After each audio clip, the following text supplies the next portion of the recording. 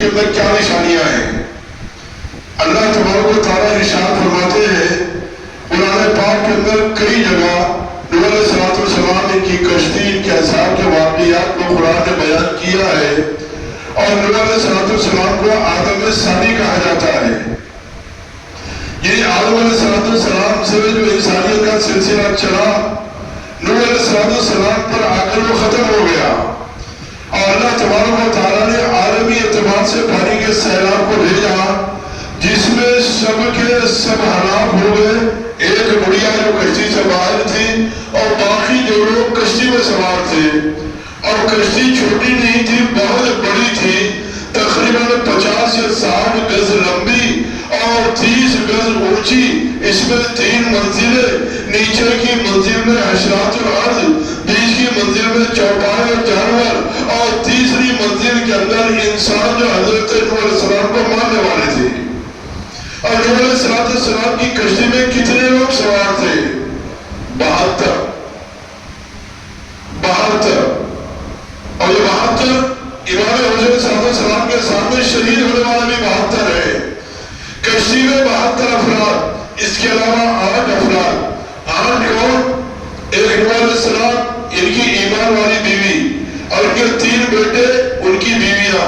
ایک بیوی وائرہ نافرمان تھی، بارش میں سیلاب میں ہلاک ہو گئی۔ ایک بیٹا کنعان تھا، وہ بھی بارش میں ہلاک ہو گیا۔ 3 بیٹے حام، سام، یافس۔ حام، سام، یافس۔ ہماری جو نسل ہندوستان کی، یہ حام کی ہے۔ عرب کے علاقے کی جو نسل ہے وہ شام کی ہے۔ افریقہ کے علاقے کی جو نسل ہے انسانوں کو، وہ یافس کی ہے۔ ان تینوں کے ذریعے سے اللہ تبارک و تعالیٰ نے وہ ساری دنیا کے انسانیت کے سلسلوں کو چلایا۔ تو نوح علیہ السلام کی کشتی کو اللہ تبارک و تعالیٰ نے عبرت کے لیے چھوڑ دیا ہے کہ قیامت تک کے واسطے۔ آج کا زمانہ نوح علیہ السلام کا 5000 قبل کا زمانہ ہے۔ اس سے 5000 تقریباً 5000 سال پہلے نوح علیہ السلام، جن کو آدم ثانی کہا جاتا ہے، ان کی کشتی کو نشانے کی طور پر اللہ نے دنیا میں رکھ دیا ہے۔ رکھا تو کہاں رکھا؟ ہزاروں سال تک یہ بات معلوم نہیں تھی، لیکن ابھی حال میں یہ بات معلوم ہوئی ہے کشتی کہاں ہے اور کیسی ہے۔ اور پھر اس کشتی کی اہمیت اتنی زیادہ کہ ابو ذر غفاری رضی اللہ تعالیٰ جو مشہور صحابی ہے، ایک مرتبہ کعبۃ اللہ کے دروازے پر کھڑے ہوئے، اور صحابہ کرام کا مجمع سامنے ہے، اور صحابہ کرام سے فرمایا کہ دیکھو، جو جانتا ہے مجھے جاننے میں ابو ذر غفاری ہوں، لیکن جو نہیں جانتا وہ بھی جاننے کے میں ابو ذر ہوں۔ جو مجھے جانتا ہے وہ تو جانتا ہی ہے، لیکن جو نہیں جانتا وہ بھی جاننے کے میں ابو ذر غفاری ہوں۔ اس کے بعد فرمایا دیکھو میں اہم بات کہہ رہا ہوں، سنو۔ ابو ذر غفاری مشہور صحابی، بہت بڑے صحابہ میں کا شمار، اور کھڑے کہاں؟ کعبۃ اللہ کے دروازے کے سامنے۔ سامنے کون سا مجمع ہے؟ صحابہ کرام کا۔ فرمایا جو جانتا ہو جانے مجھے، میں کون ہوں، جو نہیں جانتا اس میں بتانا چاہتا ہوں کہ میں کون ہوں، ابو ذر ہوں۔ اور اس کے بعد فرمایا میں نے حضور اکرم صلی اللہ علیہ وسلم سے بات سنی۔ اس انداز میں تخاطب ہوتا ہے، یہ بات میں جان ڈالنے کے لیے، اس کی اہمیت کو واضح کرنے کے لیے ہوتا ہے۔ فرمایا کہ میں ابو ذر، میں نے حضور اکرم صلی اللہ علیہ وسلم کے کانوں سے بات سنی ہے، کہا کہ میرے اہل بیت کشتی نوح کی طرح ہے، جو اس میں سوار ہو گیا وہ نجات پا گیا، اور جو اس سے دور رہ گیا وہ ہلاک۔ کشتی نوح کو ہم نے چھوڑ دیا نشانی کے لیے، فہل من مدکر، کون ہے اس میں سوچنے کو سمجھنے والا؟ اور کئی جگہ قرآن پاک میں کشتی نوح کا تذکرہ، یہاں حضور اکرم صلی اللہ علیہ وسلم کی حدیث کو ابو ذر غفاری کعبۃ اللہ کے دروازے میں کھڑے ہو کر کہہ رہے ہیں کہ میں نے اپنے کانوں سے سنا ہے کہ حضور اکرم صلی اللہ علیہ وسلم فرمایا کہ میرے اہل بیت، یعنی میرے خاندان والے، میرے گھر والے، سادہ زبان پجتن پاک، فرمایا کشتی نوح کی طرح ہے، جو اس میں سوار ہو گیا وہ نجات پا گیا، جو اس سے رہ گیا وہ ہلاک ہو گیا، غرق ہو گیا۔ جہاں اس کی بہت سی تفصیلات ہیں، مجھے جو بات عرض کرنی ہے کہ حضور نے یہ بات بھی فرمائی کہ میرے اہل بیت کشتی کی طرح ہے، نہیں کشتی نوح فرمایا۔ یہاں قرآن کہتا ہے کہ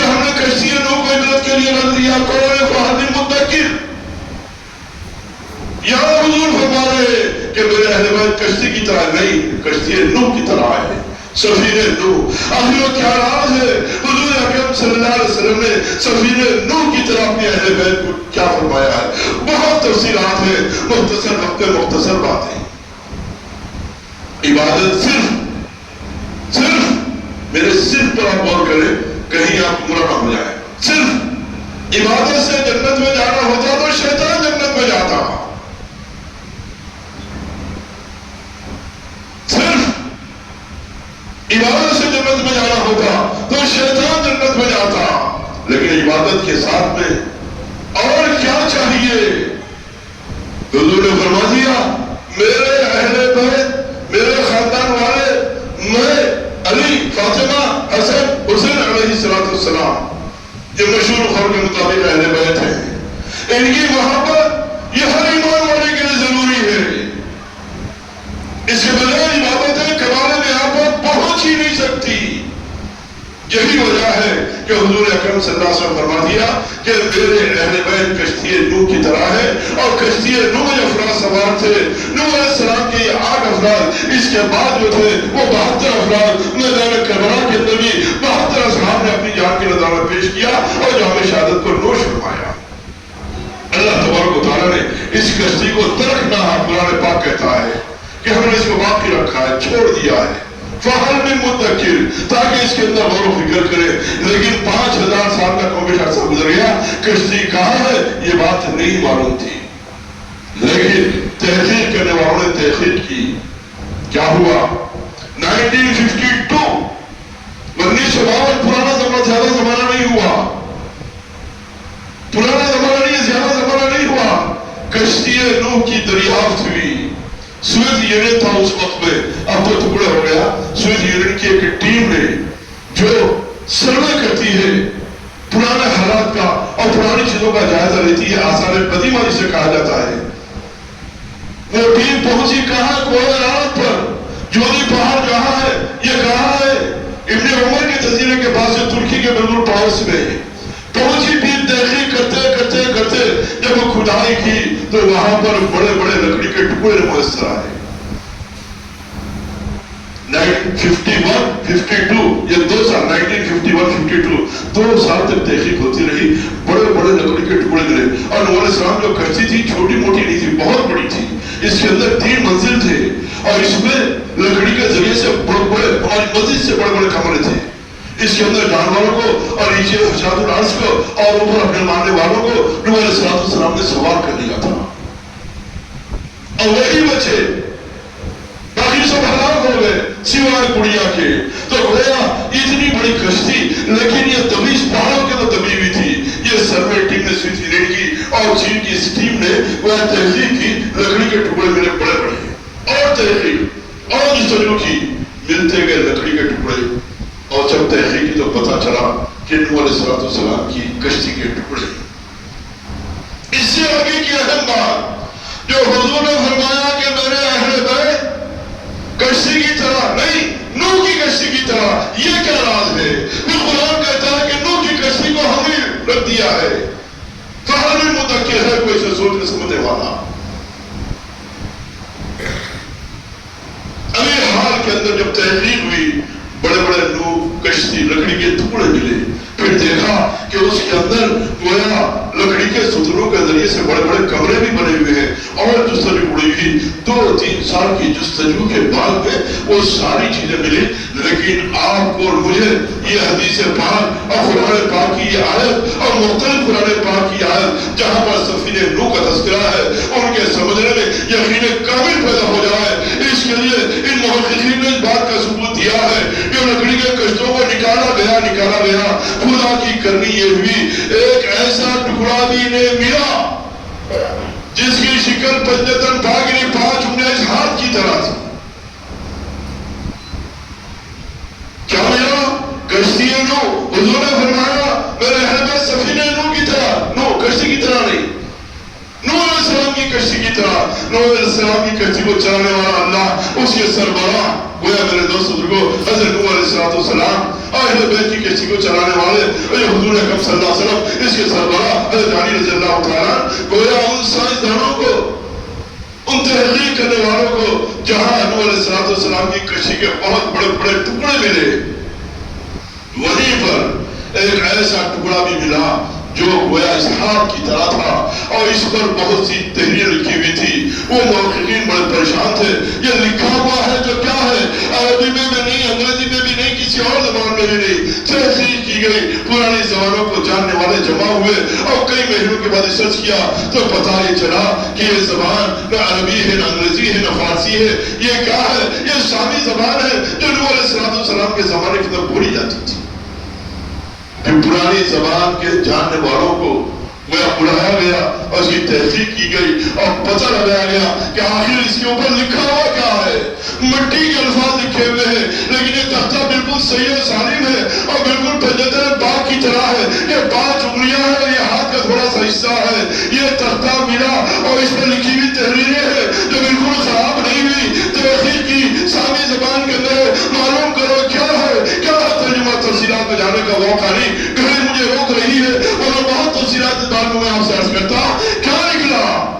یہ نکلا اے اللہ تو کریم ہے، اے اللہ تو رحیم ہے، اے اللہ ہم تجھی سے مت مانتے ہیں، اے اللہ۔ ابھی یہ دور نہیں آیا، حضور صلی اللہ علیہ وسلم کا دور ہے، لیکن حضور نے فرمایا کشتی نوح، وہ اس میں کیا نکلا؟ جہاں یہ 3 باتیں نکلی، وہ اور بہت سی باتیں تھی، اس میں اہم بات یہ بھی تھی، اے اللہ ہم تجھ سے مدد چاہتے ہیں۔ حضور اکرم صلی اللہ علیہ وسلم میں محمد، حضرت علی، حضرت فاطمہ، حضرت حسن، حضرت حسین، ان کے صدقے سے ہماری مدد فرما۔ کس کے زمانے کی بات ہے؟ نوح علیہ السلام کی۔ اور یہ تختی آج بھی ماسکو کے عجائب خانے کے اندر موجود ہے اور بہت سی چیزیں ترکی کے استعمال کے عجائب خانے میں ہے، لیکن یہ جو تحریریں سامی زبان میں لکھی ہوئی ہے یہ میرے دوست گویا ماسکو کے عجائب گھر کے اندر آج بھی موجود ہے۔ اللہ تبارک و تعالیٰ نے فرمایا ہم نے نوح علیہ السلام کی کشتی کو ترکناہا چھوڑ رکھا ہے تو ہر بھی مدکر کرنے والے تحقیق کرتے رہے، اس نتیجے پر پہنچے۔ اسی لیے حضور نے فرمایا کہ اہل بیت کی محبت یہ کشتی نوح کی طرح ہے، اور ہر ایمان والے کے ضروری ہے۔ محرم کے بہت سے جہاں پیغامات ہیں، ایک اہم پیغام ہے، کوئی اللہ والا، کوئی دیندار، کوئی نمازی، کوئی حاجی، کوئی مفتی، کوئی امام، کوئی مصلی، کوئی آدمی مسلمان ایسا باقی نہ رہے جس کے دل میں اہل بیت کی محبت نہ ہو۔ اگر محبت نہیں ہوگی تو ان تمام درجوں کے بعد یہ زوال کا شکار ہو جائے گا۔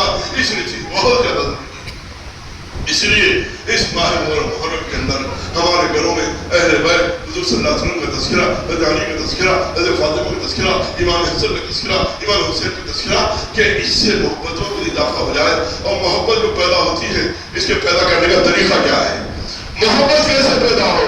اہل حضرات فرماتے ہیں ایک جمال سے، ایک کمال سے، ایک نواز سے، ان 3 چیزوں کا تذکرہ ہوگا، ان کی محبت پیدا ہوگی۔